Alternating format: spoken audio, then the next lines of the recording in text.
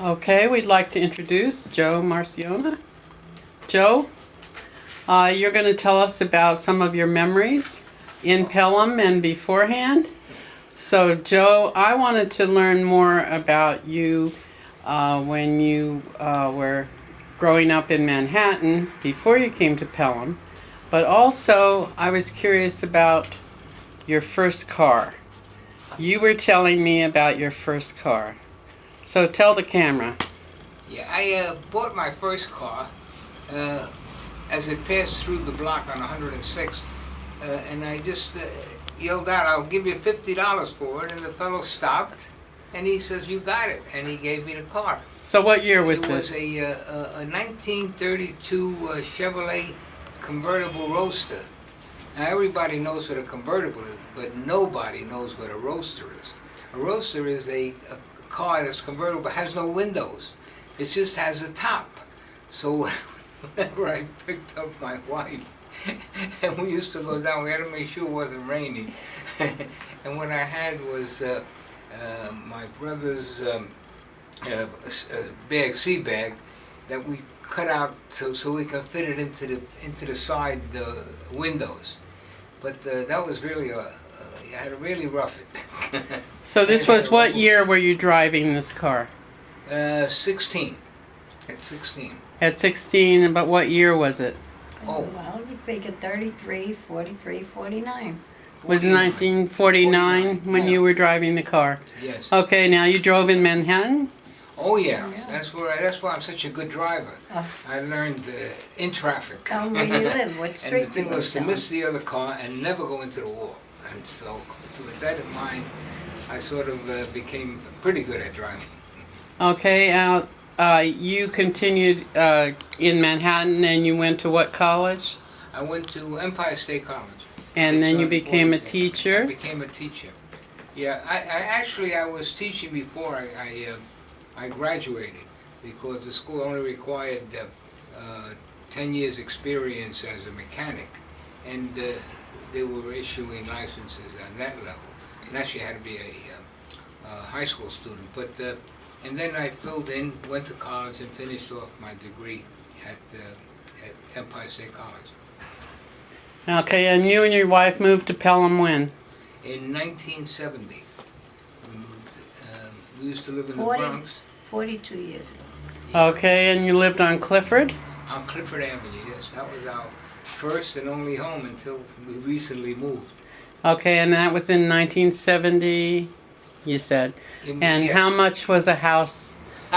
Did you buy a house for in 1970? If I had any brains, I $49,000. would have bought that. Okay, let him talk, Covey. How much was it? It was $37,500. $37,500? Oh my goodness. And now we're looking at 1 million. Yeah. And it was funny because the people who lived next door to me moved a couple of years after I was in. And he come over and says, "You want to buy this house?" I said, "I don't want to buy another house." And he only wanted, I should have taken a hint, he only wanted $50,000. And so I would have had, I would have been way ahead of the game. So how big was this house for $37,000? That was, very big. It was 2 bedrooms upstairs. We had 2 bedrooms downstairs, the living room, and a kitchen, and a finished basement. Dining You know. room. Huh? Dining room. A dining room? Yeah, I forgot that. That was very And bathrooms and everything Yeah, else, that's right? Yeah, Yeah. that's with it. yeah. Well, that's a bargain nowadays. That was a farm and a half. Yeah. And when we moved, it wasn't a big jump for us, you know, in terms of finances. We were paying, I don't know, a couple of $100 a month for rent in the Bronx. But when we moved here, it wasn't much more. With the down payment and the amount of mortgage that we held, it was easy to keep it up. And also, the railroad was 75 cents. So, remember, that was...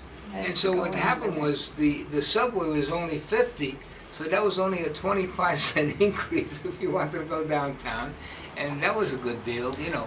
So everything seemed to fit in, you know. It's just a question of one step up. But but it wasn't as expensive as it is now. From what I understand, now it's $4 and change, right?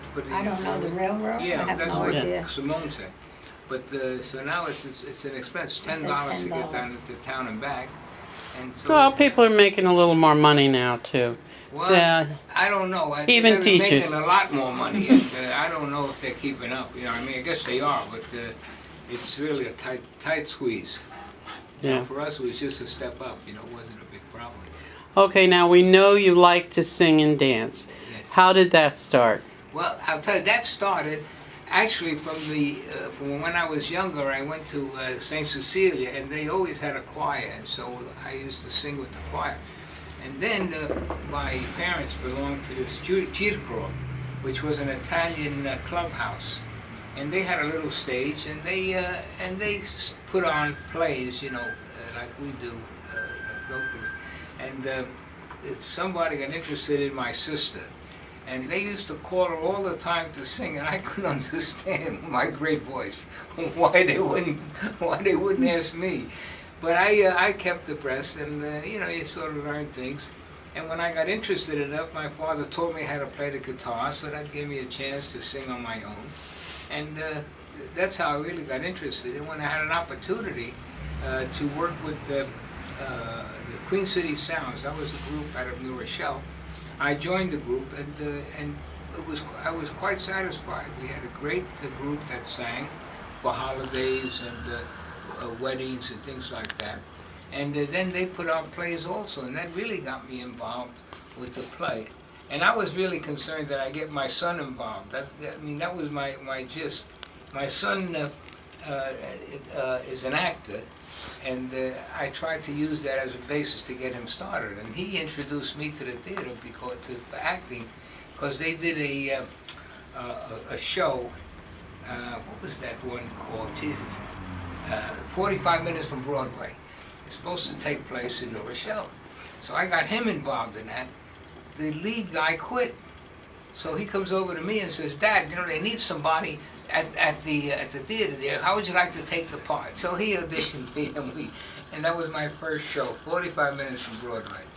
And I enjoyed that so much, not only as an actor, you know, because it was good, but I helped them build sets, and we got really involved with building up the show.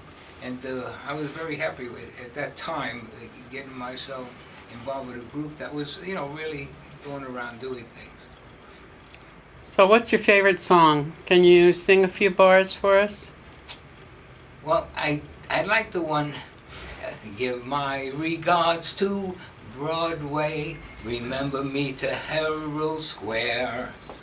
Tell all the gang at 42nd Street that I will soon be there."